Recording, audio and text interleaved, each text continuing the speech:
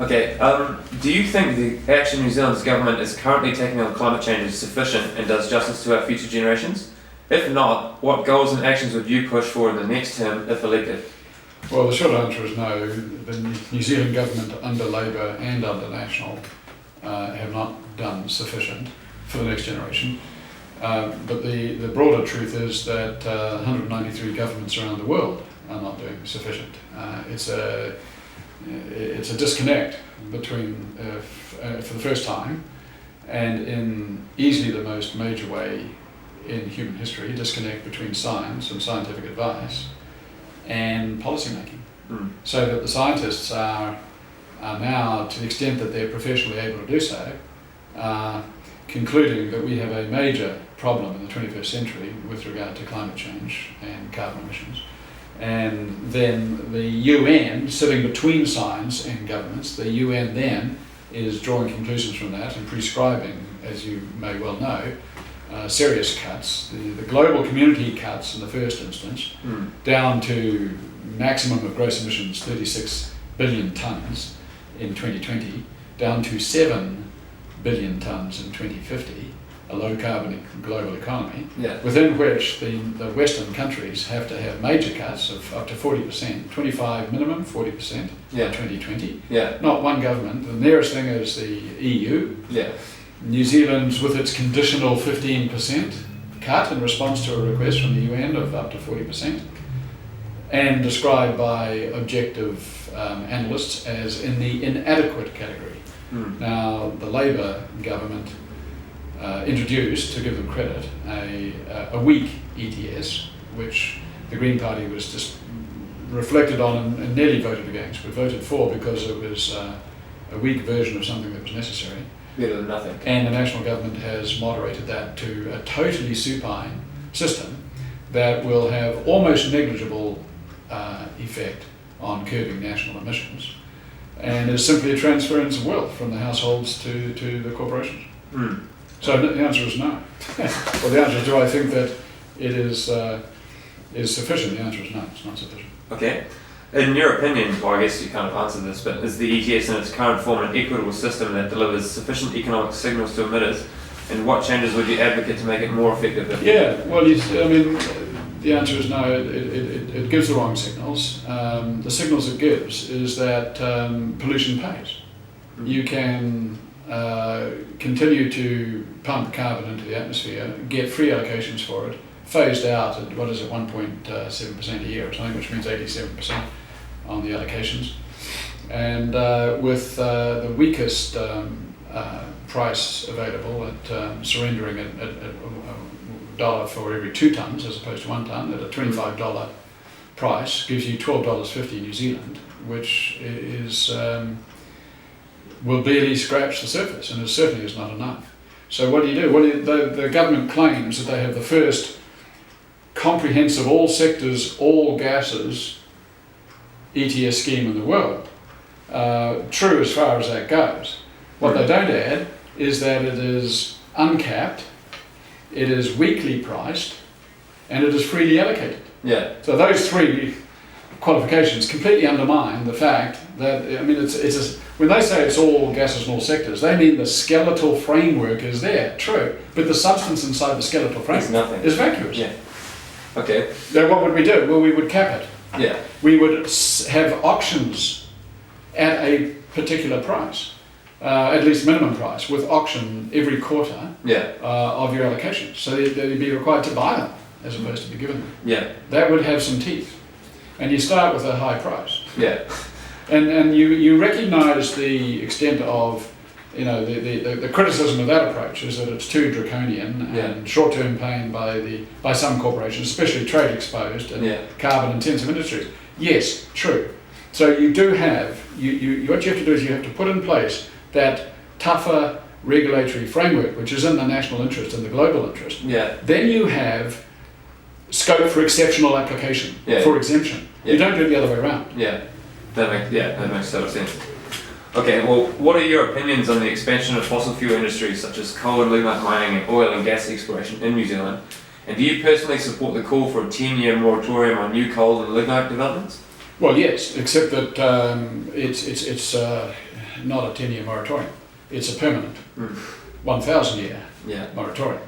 We cannot afford to mine more coal and especially lignite. Just put them in the same category. Yeah. We should be continuing the existing coal mines, phase them out over their natural lifetime, Yeah.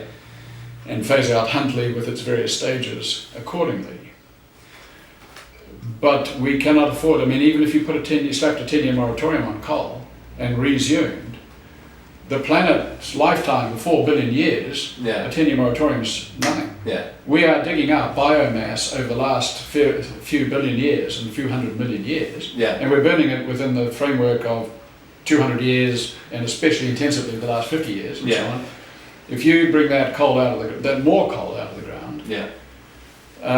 you're going to pump, whether it's now or in the year 2100, Yeah. over the next 200 or 300 years, it's going to be pumped into the atmosphere with devastating, dangerous climate change as a result. So you just can't do it. Yeah. Let me leave you with this single fact. The fossil fuel reserves still on the planet combined are 2,795 gigatons. The global carbon budget that we can afford to pump into the atmosphere over the long term, well, up until 2050, say, for a start, but the effect is over the long term, is 565, 1/5 of the reserves. This species has to wean itself off fossil fuel addiction long before it's exhausted. We can't just go and say, well, we'll just phase out slowly to exhaustion stage. We have to be able to learn to say no Yeah. within a fifth. That's okay. Well, what do you see as the main future sources of energy for electricity, transport, and heating for New Zealand? And do you support the call for the government to create an action plan to attain 100% renewable energy before 2050? Yes, when you say energy there, 100% renewable energy, it's not talking just about electricity, we're talking about energy system. That's exactly what we've done. You'll see I think it's on our website, we have a plan going into this particular election. I've been involved in developing the idea. We don't have the plan, we have a plan for a plan that within the next 3-year period, 2012 to 14, we will undertake a feasibility study for a fossil fuel-free economy by 2050. And that is based, and the answer to your first part of that question, what are the sources? There's no silver bullet.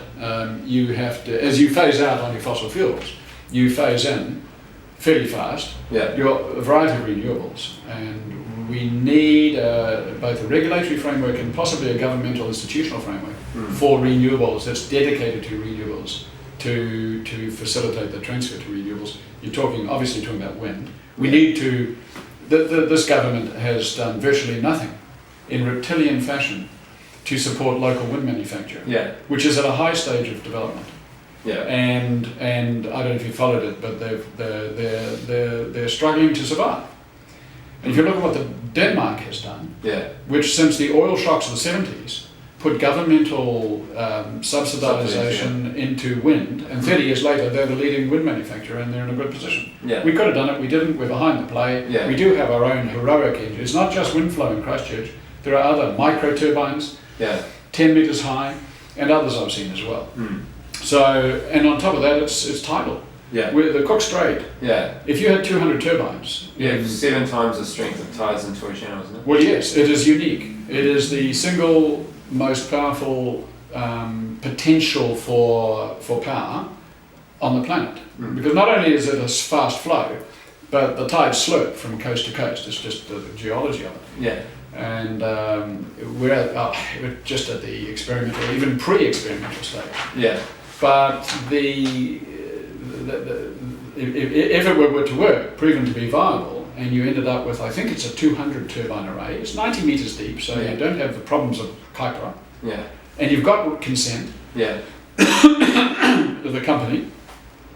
If you had, I think it's 200, ultimately proven to be 200 turbines running there, and it's right next to the coast, so transmission's no problem, you could power New Zealand. On tide alone. So it's a question of, and they applied for marine energy development funding for experimental, and they turned down. Do you know on what grounds? No. The technology has not been proven. So there you go. Well, you just said this in your last question, but do you think the government should be doing more to promote research, development and deployment of low carbon and more sustainable technologies and practices in New Zealand? Yeah, along the lines I was thinking of. This is only a personal view at this stage. We don't have party policy developed to this extent, but I could envisage a governmental institutional framework. Inside Ministry of Economic Development, MED, they have a unit, Crown Minerals section, totally dedicated to fossil fuels. Nothing on renewables. Now, if that's not a hidden subsidy, what is? They send delegations overseas to attract petroleum exploration, government expense. Hidden subsidy? Of course it is. And there are others. Their policy statement, whatever the policy statement of the next one is all about ease of doing this business as well. And it is, and with a stated objective of being a net exporter of oil by 2030. That's the year at which global emissions are meant to have peaked and are on the way down. The very year that we say we're going to be a net exporter. We are in the 19th century with this government. And we do have a plan which you can go online to, which is one of our top three, which is green investment and jobs, and then the other two are cleaning up our rivers and child poverty. Well, on the green jobs and investment, you'll see that we have a fairly large package of R&D for green technology there. And the figures, I could be wrong on this, but from memory it might be. You're taking somewhere around 6 billion off new roading, which allows you to put a fair whack onto this. I can't recall the exact figure at the moment. Okay. Well, do you perceive New Zealand's dependence on oil as a risk to our economy in the age of high and increasing oil prices? And do you support the reallocation of spending on new roads towards low carbon public transport? Just answer that. 30. Well, is it 23 billion on roads over the 10-year period or something? Of which 13.7 billion is new roading. We'd take half of that probably. Off new roading, and apply it to the switch to a low carbon economy. And is the oil price? Well, yes, of course, oil prices are. I mean, the International Energy Agency says that we've probably already passed peak oil in 2006. Others say, well, depending on what you read, 2014 doesn't much matter. Fact is that we are in this stage of peak oil now, and of course prices are going to go up. That's going to put a huge impact on, or make more vulnerable, our fragile ecosystem for exploration in areas where we should not do. I mean, there's two arguments against. One is your safety and local environmental concerns.